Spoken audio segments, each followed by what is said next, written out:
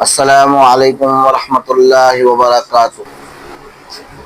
میرے دوستو، عزیزوں، پیارو،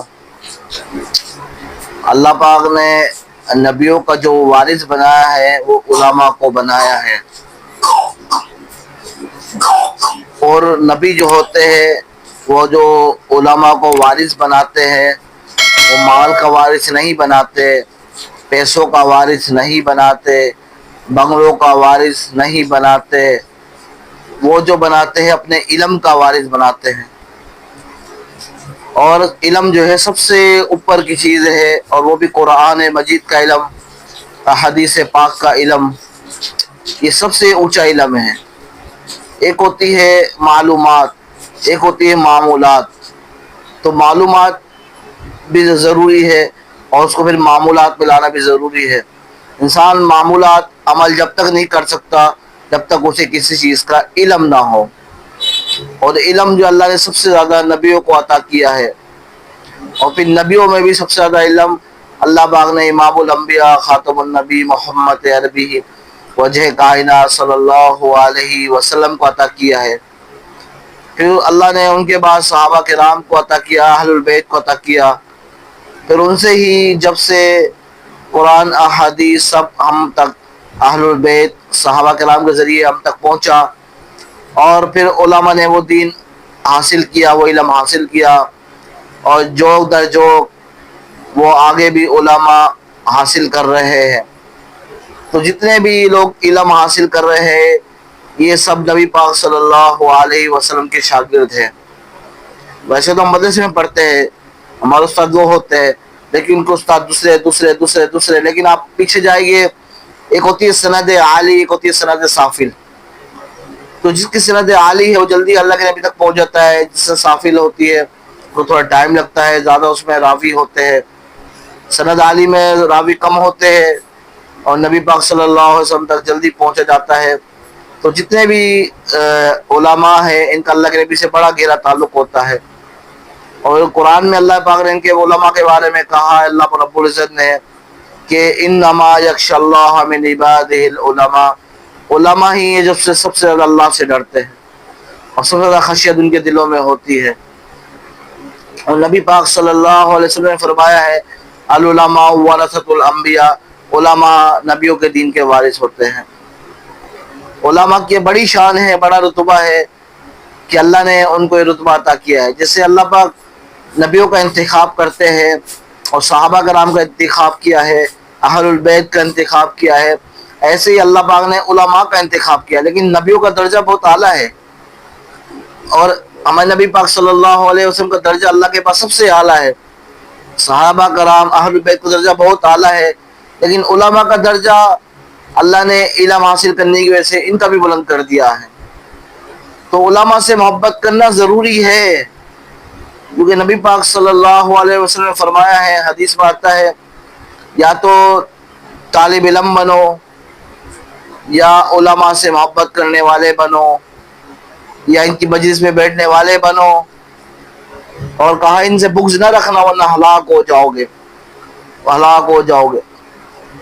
تو بہت سے لوگ جو علماء کے خلاف بکواست کرتے ہیں، علماء کو برا بلا بولتے ہیں، علماء دیوبندی کے ہو، چاہے بریلوی کے ہو، چاہے اہل البیت کے ہو، چاہے اہل تشیع کے ہو، چاہے اہل الحدیث کے ہو، عالم عالم ہی ہوتا ہے۔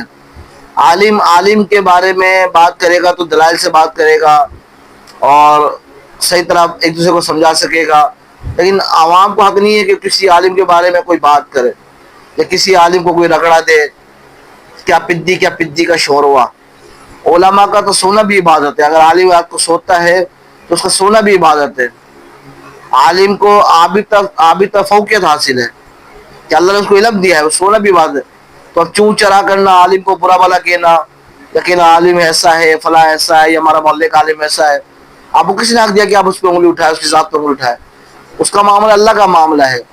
تو کبھی بھی علماء میں کمی تلاش نہ کرو۔ امام غالباً احمد علی لاہوری فرماتے ہیں رحمۃ اللہ علیہ کہ جو بھی علماء سے بغض رکھتا ہے ان کی قبر کھول کر دیکھوں گا چہرہ قبلے سے ہٹ چکا ہوگا۔ اور ایک سبب یہ بھی ہے جو علماء سے بغض رکھتے ہیں، برا بھلا کہتے ہیں، موت کے وقت اللہ ان کا ایمان سلب کر لیتا ہے، ایمان چھین لیتا ہے۔ تو علماء یہ ہے جس کے ذریعے آج ہم تک دین پہنچا۔ صحابہ کرام اصل ہے، پھر پہنچتے پہنچتے جوک در جوک ہم تک پہنچا۔ تو علماء کو عزت دینا یہ ہم پر فرض ہے، عالم کو عزت دینا فرض ہے۔ ہمیں یہ حق نہیں ہے کہ ہم عالم کے خلاف کوئی بات کرے یا مولوی کے خلاف کوئی بات کرے۔ عالم تو عالم ہوتا ہے، اور عالم کی عزت کرنا آپ کا پر فرض ہے۔ اور آپ نے دیکھا ہوگا جو بھی علماء سے محبت رکھتے ہیں یا ان سے محبت کرتے ہیں یا ان کا ادب احترام کرتے ہیں یا انہیں تحفے تحائف ہدیہ دیتے ہیں، آپ نے دیکھا ہوگا کہ اللہ ان کی نسل میں سے بھی عالم اور علماء پیدا فرماتے ہیں۔ جو لوگ حافظوں سے محبت کرتے ہیں، حفاظ سے، اللہ ان کی نسل میں سے، ان کی اولاد میں سے حافظ پیدا کر دیتے ہیں۔ اور جو محبت کرتے ہیں علماء سے، اللہ ان کی نسل سے علماء پیدا کرتے ہیں۔ جو شیخ الحدیث سے محبت کرتے ہیں، اللہ ان کی نسل میں شیخ الحدیث پیدا کرتے ہیں۔ اور جو علماء سے بغض رکھتے ہیں اور حافظ سے، حفاظ سے بغض رکھتے ہیں، آپ دیکھا ہوگا ان نسلوں میں چلتے بھی ہوگے تو اللہ وہ سب ختم کر دیتا ہے۔ ان کی نسلوں میں سے علماء ختم ہو جاتے ہیں، حافظ ختم ہو جاتے ہیں۔ پھر جو فاسق فاجر کو محبوب رکھتے ہیں تو اللہ ان کی نسلوں میں سے فاسق فاجر پیدا کر دیتے ہیں۔ تو بھائی ہمیں چاہیے علماء سے محبت کرے، یہ تو نبی کے دین کے وارث ہے۔ کتنی مشقت سے انسان عالم بنتا ہے، آسان نہیں ہے، آسان نہیں ہے۔ مجھے پتا ہے میں کتنی مشقت سے عالم بنا ہوں، 8-9 سال لگ جاتے ہیں۔ بستر بھی ہمیں زمین پر کوئی سیری نہیں ملتی لیٹنے کے لیے، کوئی چرپائی نہیں ملتی، ہمیں زمین پہ لیٹنا پڑتا ہے 8-9 سال۔ اور مدرسے میں اپنی مرضی کا کھانا بھی نہیں کھا سکتے۔ ہمارے کھانے مدرسے میں تو مولانا تعلیم صاحب کے مدرسے میں کھانا اچھا پکتا تھا، لیکن ایسے مدرسے بھی ہے جہاں دن رات دال ہی پکتی تھی۔ بیچارے دال ہی جن کے پاس ہوتا ہے وہ کرتے ہیں، وہ بیچارے اپنے گھر والوں سے دور ہے، سب سے دور ہے، اور پڑھ رہے ہیں قرآن احادیث، اور پھر اتنی مشقت سے وہ علم حاصل کرتے ہیں 8-9 سال۔ پھر ان سے وہ آئے تو ان سے بغض رکھتے ہیں۔ اور مسجد میں تنخواہ کتنی ملتی ہے مسجد کے امام کو بیچارے کو؟ 8,000 10,000۔ وہ 8-10 ہزار جو میرا بچہ یا آپ کا بچہ ہے فوراً سے لے جاتا ہے، ایک بول پہ لے جاتا ہے، وہ بیچارے کا پورا گھر کیسے چلتا ہوگا 8-10 ہزار کے اوپر؟ کیسے اس کے، کیا اس کے بچے بیمار نہیں ہوتے ہوگے؟ کیا اس کی بیوی بیمار نہیں ہوتی ہوگی؟ کیا اس کا دل نہیں کرتا ہوگا میں آج بریانی کھاؤں اور کڑھائی گوشت کھاؤں؟ لیکن اس نے اپنا کاروبار چھوڑا، سب کچھ چھوڑا، اور وہ چھوڑ کر آپ کی وجہ سے مسجد کو آباد کر رہا ہے اور مدرسے کو آباد کر رہا ہے۔ اگر وہ نہیں پڑھاتا مدرسے میں، مسجد میں نہیں پڑھاتا، کاروبار کرتے تو زیادہ کماتا ہو، لیکن وہ مسجد میں پڑھا رہا ہے یا اللہ رسول کو راضی کرنے کے لیے، مدرسے کو آباد کیا ہے، 20 بچوں سے دور ہے، لیکن آپ کے مدرسے کو آباد۔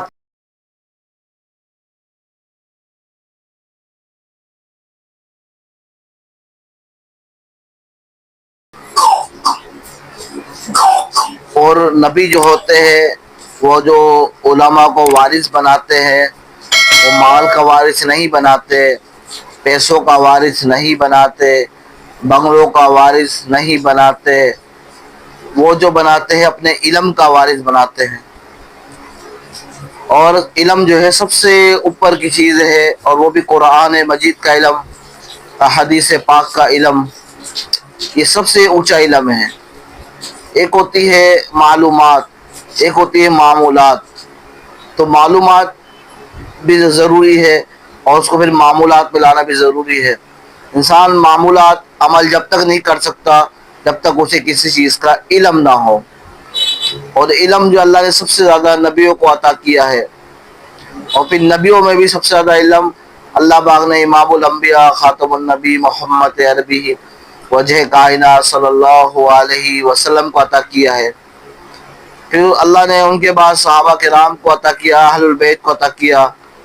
پھر ان سے ہی جب سے قرآن احادیث سب ہم تک، اہل البیت صحابہ کرام کے ذریعے ہم تک پہنچا، اور پھر علماء نے وہ دین حاصل کیا، وہ علم حاصل کیا، اور جوک در جوک وہ آگے بھی علماء حاصل کر رہے ہیں۔ تو جتنے بھی لوگ علم حاصل کر رہے ہیں یہ سب نبی پاک صلی اللہ علیہ وسلم کے شاگرد ہیں۔ ویسے تو ہم مدرسے میں پڑھتے ہیں، ہمارے استاد وہ ہوتے ہیں، لیکن ان کے استاد دوسرے، لیکن آپ پیچھے جائیں گے، ایک ہوتی ہے سند عالی، ایک ہوتی ہے سند سافل۔ تو جس کی سند عالی ہے وہ جلدی اللہ کے نبی تک پہنچ جاتا ہے، جس سے سافل ہوتی ہے وہ تھوڑا ٹائم لگتا ہے، زیادہ اس میں راوی ہوتے ہیں۔ सनद आली में रावी कम होते हैं और नबी पाक सल्लल्लाहु अलैहि वसल्लम तक जल्दी पहुंचा जाता है। तो जितने भी उलमा हैं इनका अल्लाह के नबी से बड़ा गहरा ताल्लुक होता है। और कुरान में अल्लाह पाक ने इनके उलमा के बारे में कहा है, अल्लाह रब्बुल इज्जत ने, कि इन्नमा यख्शल्लाह मिन इबादिहिल उलमा, उलमा ही है जो सबसे ज़्यादा अल्लाह से डरते हैं और सबसे ज़्यादा खशियत उनके दिलों में होती है। और नबी पाक सल्लल्लाहु अलैहि वसल्लम ने फरमाया है, अल उलमा वरसतुल अंबिया, उलमा नबियों के दीन के वारिस होते हैं। उलमा की बड़ी शान है, बड़ा रुतबा है कि अल्लाह ने उनको ये रुतबा अता किया है। जैसे अल्लाह पाक नबियों का इंतखाब करते हैं और सहाबा कराम का इंतखाब किया है, अहलुल बैत का इंतखाब किया है, ऐसे ही अल्लाह पाक ने उलमा का इंतखाब किया। लेकिन नबियों का दर्जा बहुत आला है और हमारे नबी पाक सल्लल्लाहु अलैहि वसल्लम का दर्जा अल्लाह के पास सबसे आला है। सहाबा कराम अहलुल बैत का दर्जा बहुत आला है, लेकिन उलमा का दर्जा अल्लाह ने इल्म हासिल करने की वजह से इनका भी बुलंद कर दिया है। तो उलमा से मोहब्बत करना ज़रूरी है, क्योंकि नबी पाक सल्लल्लाहु अलैहि वसल्लम ने फरमाया है, हदीस में आता है, या तो तालिब इल्म बनो या उलमा से मोहब्बत करने वाले बनो या इनकी मजलिस में बैठने वाले बनो, और कहा इनसे बुग़्ज़ न रखना वरना हलाक हो जाओगे, हलाक हो जाओगे। तो बहुत से लोग जो उलमा के खिलाफ बकवासत करते हैं, उलमा को बुरा भला बोलते हैं, उलमा देवबंदी के हो, चाहे बरेलवी के हो, चाहे अहलुल बैत के हो, चाहे अहले तशय्युअ के हो, चाहे अहलुल हदीस के हो, आलिम आलिम ही होता है। आलिम आलिम के बारे में बात करेगा तो दलाइल से बात करेगा और सही तरह एक दूसरे को समझा सकेगा। लेकिन आवाम को हक नहीं है कि किसी आलिम के बारे में कोई बात करे या किसी आलिम को कोई रगड़ा दे, क्या पिद्दी का शोर हुआ। उलमा का तो सोना भी इबादत है, अगर आलिम रात को सोता है तो उसका सोना भी इबादत है। आलिम को आबी तक फौकियत हासिल है कि अल्लाह ने उसको इल्म दिया है, वो सोना भी इबादत है। तो अब चूं चरा करना, आलिम को बुरा भला कहना, यकीन आलिम ऐसा है, फला ऐसा है, या हमारा मोहल्ले का आलिम ऐसा है, आपको किसी ने हक दिया कि आप उस पर उंगली उठाए, उसकी जात पर उंगली उठाए? उसका मामला अल्लाह का मामला है। तो कभी भी उलमा में कमी तलाश ना करो। इमाम गालिबन अहमद अली लाहौरी फरमाते हैं रहमतुल्लाह अलैह कि जो भी उलमा से बुग़्ज़ रखता है उनकी कब्र खोल कर देखूंगा चेहरा किबले से हट चुका होगा।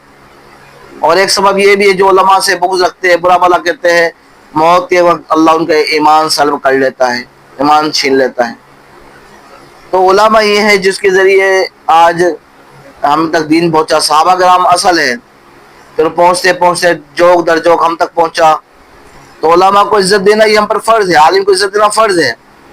हमें हक नहीं है कि हम आलिम के ख़िलाफ़ कोई बात करे या मौलवी के ख़िलाफ़ कोई बात करे। आलिम तो आलिम होता है और आलिम की इज्जत करना आपका ऊपर फ़र्ज़ है।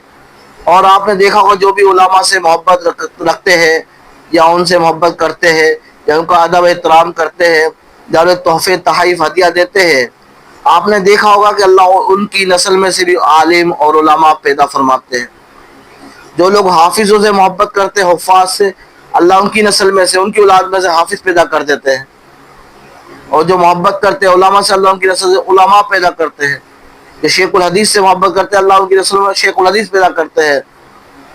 और जो उलमा से बुग़्ज़ रखते हैं और हाफिज़ से, हुफ़ाज़ से बुग़्ज़ रखते हैं, आप देखा उन नस्लों में चलते भी होगे तो अल्लाह वो सब ख़त्म कर देता है। उनकी नस्लों में से उलमा ख़त्म हो जाते हैं, हाफिज़ ख़त्म हो जाते हैं। फिर जो फासिक फाजिर को महबूब रखते हैं, अल्लाह उनकी नस्लों में से फासिक फाजिर पैदा कर देते हैं। तो भाई हमें चाहिए उलमा से मोहब्बत करें। ये तो नबी के दिन के वारिस है। कितनी मुशक्क़त से इंसान आलिम बनता है, आसान नहीं है, आसान नहीं है। मुझे पता है मैं कितनी मुशक्क़त से आलिम बनाऊँ। 8-9 साल लग जाते हैं। बिस्तर भी हमें ज़मीन पर कोई सेरी नहीं मिलती लेटने के लिए, कोई चरपाई नहीं मिलती, हमें ज़मीन पर लेटना पड़ता है 8-9 साल। और मदरसे में अपनी मर्जी का खाना भी नहीं खा सकते। हमारे खाने मदरसे में तो मौलाना तालीम सब में खाना अच्छा पकता था, लेकिन ऐसे मदरसे भी है जहाँ दिन रात दाल ही पकती थी। बेचारे दाल ही जिनके पास होता है वो करते हैं। वो बेचारे अपने घर वालों से दूर है, सबसे दूर है, और पढ़ रहे हैं कुरान हदीस, और फिर इतनी मुशक्क़त से वो इल्म हासिल करते हैं 8-9 साल। फिर उनसे वो आए तो उनसे बुग़्ज़ रखते हैं, اور مسجد میں تنخواہ کتنی ملتی ہے مسجد کے امام کو بیچارے کو؟ 8,000 10,000. وہ 8-10 ہزار جو میرا بچہ یا آپ کا بچہ ہے فوراً سے لے جاتا ہے، ایک بول پہ لے جاتا ہے، وہ بیچارے کا پورا گھر کیسے چلتا ہوگا 8-10 ہزار کے اوپر؟ کیسے اس کے، کیا اس کے بچے بیمار نہیں ہوتے ہوگے؟ کیا اس کی بیوی بیمار نہیں ہوتی ہوگی؟ کیا اس کا دل نہیں کرتا ہوگا میں آج بریانی کھاؤں اور کڑھائی گوشت کھاؤں؟ لیکن اس نے اپنا کاروبار چھوڑا، سب کچھ چھوڑا، اور وہ چھوڑ کر آپ کی وجہ سے مسجد کو آباد کر رہا ہے اور مدرسے کو آباد کر رہا ہے. اگر وہ نہیں پڑھاتا مدرسے میں، مسجد میں نہیں پڑھاتا، کاروبار کرتا تو زیادہ کماتا ہو. لیکن وہ مسجد میں پڑھا رہا ہے اللہ رسول کو راضی کرنے کے لیے، مدرسے کو آباد کیا ہے، 20 بچوں سے دور ہے، لیکن آپ کے مدرسے کو آباد